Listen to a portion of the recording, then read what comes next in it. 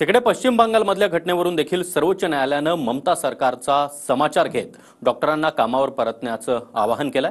पाहूया त्या संदर्भातला एक रिपोर्ट।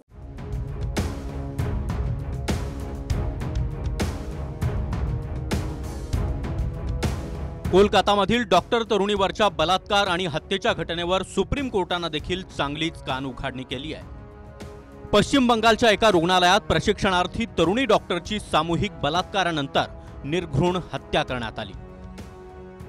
त्यानंतरच्या पोलीस दिरंगाईवरून ममता बॅनर्जी सरकार विरोधात संतापही व्यक्त झाला।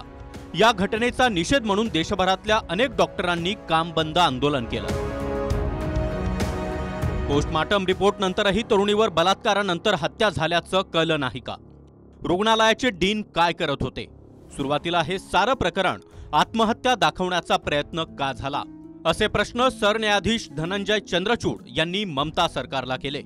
लोकांचे जीव वाचवणाऱ्या डॉक्टरांना सुरक्षा पुरवणं गरजेचं असून दुसरी हत्या किंवा बलात्काराची वाट पाहत बसणार का, असा सवाल देखील कोर्टानं विचारला। दरम्यान देशभरातल्या डॉक्टरांनी कामबंद आंदोलन मागे घेत पुन्हा एकदा कामावर परतावं, असं आवाहन सुप्रीम कोर्टानं केलंय। सरकारी दवाखान्यावर विसंबून असणाऱ्या गरिबांना वाऱ्यावर सोडता येणार नाही, मात्र त्यासोबतच डॉक्टरांच्या सुरक्षेची जबाबदारी उचला, असंही कोर्टानं म्हटलंय।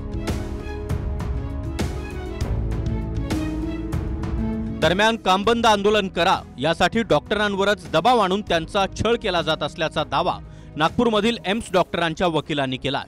त्यावर यापुढे अशा कोणत्याही अडचणी आल्या सुप्रीम कोर्टात या, असं सरन्यायाधीश धनंजय चंद्रचूड यांनी म्हटलंय। Bureau report, TV9 Marathi.